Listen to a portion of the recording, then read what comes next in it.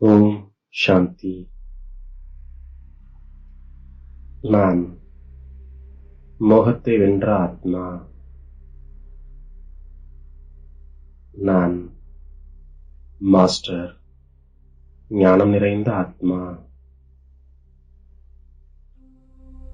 நான் பயமற்ற மற்றும் பணிவான ஆத்மா. சார்ட் வைப்பதால் நாம் முன்னால் சென்று கொண்டிருக்கிறோமா அல்லது பின்னடைந்து கொண்டிருக்கிறோமா என்பது தெரிய வருகின்றது. தேக அபிமானம் பின்னால் தள்ளுகின்றது. ஆத்ம உணர்வு முன்னால் கொண்டு செல்கின்றது. ஆரம்பத்தில் வரும் ஆத்மாக்கள் சுகத்திற்கான விருப்பம் வைக்கின்றார்கள். எல்லைக்கு அப்பாற்பட்ட தந்தையிடமிருந்து சுகம் மற்றும் அமைதிக்கான ஆஸ்தி ஒவ்வொரு ஆத்மாவிற்கும் கிடைக்கின்றது. என்னுடைய புத்தியிலிருந்து அனைத்தும் நீங்கிவிடுகின்றது. நான் ஒரு தந்தையை மட்டுமே நினைவு செய்கின்றேன். எல்லைக்கு அப்பாற்பட்ட ஆஸ்தி ஒரே ஒரு எல்லைக்கு அப்பாற்பட்ட தந்தையிடமிருந்து கிடைக்கின்றது. இது ஈஸ்வரிய குடும்பமாக இருக்கின்றது. தந்தை நமக்கு துர்கதி மற்றும் சத்கதியின் ரகசியத்தை புரிய வைத்திருக்கின்றார். இது ஈஸ்வரிய வழியாகும். ஒருவருடைய வழி மூலம் சத்கதி ஏற்படுகின்றது. அவர் ஈஸ்வரன், பதித்த பாவனன், ஒரே ஒரு தந்தையாவார். நாம் தந்தையிடமிருந்து உலகத்தின் எஜமானனாகிக் கொண்டிருக்கின்றோம். நாம் தந்தையிடமிருந்து உலகத்தின் எஜமானர் ஆகிக் கொண்டிருக்கின்றோம். இந்த சரீரத்திலிருந்து நாம் மோகத்தை நீக்கிவிடுகின்றோம். நாம் தந்தையை நினைவு செய்கின்றோம். அதன் மூலம் விகர்மங்களும் விநாசமாகிவிடுகின்றது. நான் இப்போது சிவ தந்தையின் களஞ்சியத்திலிருந்து சாப்பிடுகின்றேன். நாம் தந்தையிடம் முழுமையான நினைவை வைக்கின்றோம். சேவை செய்கின்றோம். நான் என் மனதில் கேட்கின்றேன், நான் யஜ்யத்திற்கு எவ்வளவு சேவை செய்கிறேன் என்று. நாம் ஸ்ரீமத் படி நடப்பதால் உயர்ந்த பதவி அடைகின்றோம். எல்லைக்கு அப்பாற்பட்ட தந்தைதான் சாந்தியின் வள்ளல் ஆவார். நம்முடைய சுய தர்மமே சாந்தியாகும். நாம் முக்தி தாமத்திற்கு சென்று பிறகு ஜீவன் முக்தியில் வருகின்றோம். மற்ற அனைவரும் முக்தியில் போய்விடுவார்கள். இது முற்றிலும் உருவாக்கப்பட்ட விளையாட்டாகும்.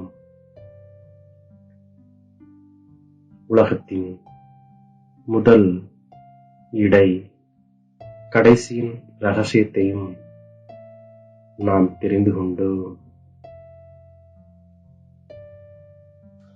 நாம் தந்தையை நினைவு செய்யும் போது விகர்மங்கள் விநாசமாகி விடுகின்றது. மேலும் அவரிடமிருந்து ஆஸ்தியையும் பெற்றுவிடுகின்றோம்.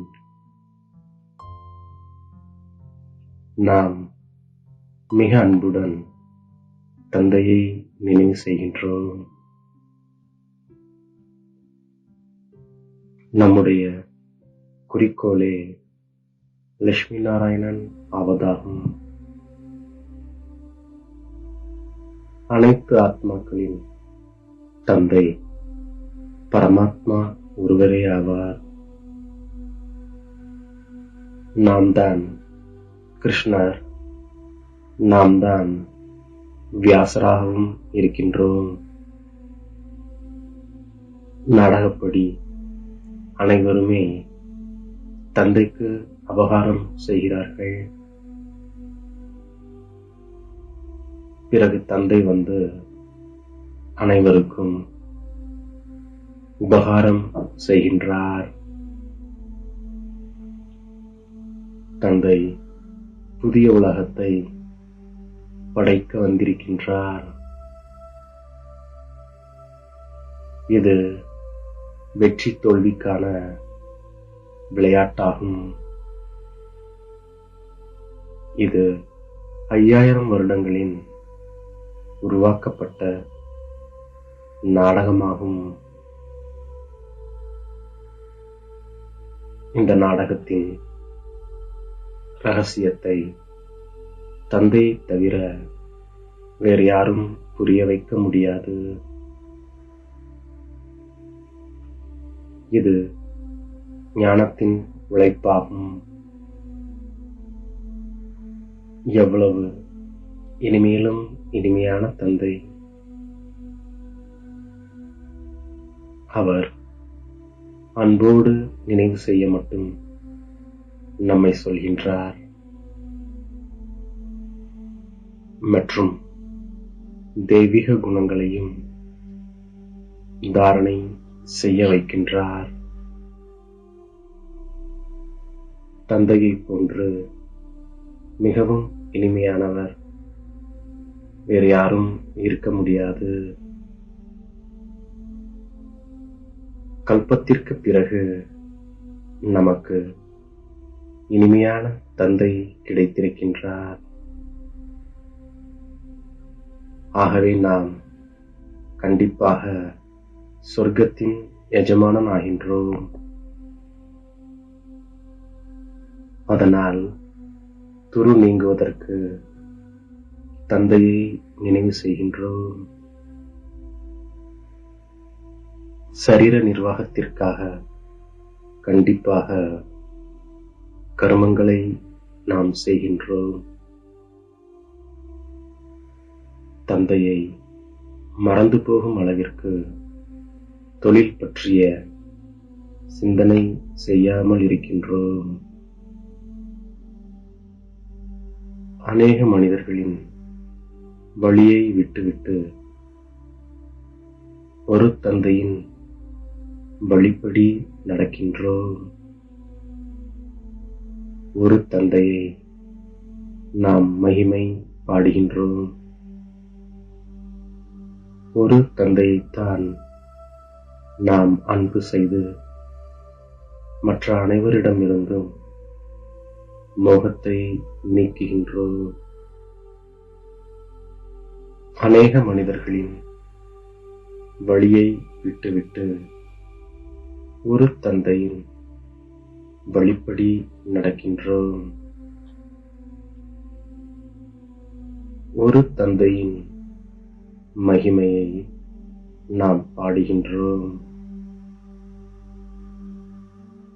எல்லையற்ற வைராகிய விருத்தி மூலம் பழைய சன்ஸ்காரங்களின் யுத்தத்திலிருந்து பாதுகாப்பாக இருக்கக்கூடிய மாஸ்டர் ஞானம் நிறைந்த ஆத்மா நான்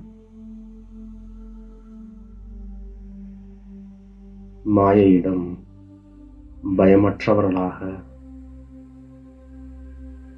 நம்முடைய சம்பந்தங்களில் பணிவானவராக இருக்கும் ஆத்மா. நான் என்னை தேடி கண்டெடுத்த இனிமேலும் இனிமையான தாயும் தந்தையுமாகிய பாப் தாதாவிற்கு கோடான கோடி நமஸ்காரங்கள். ஓம் சாந்தி.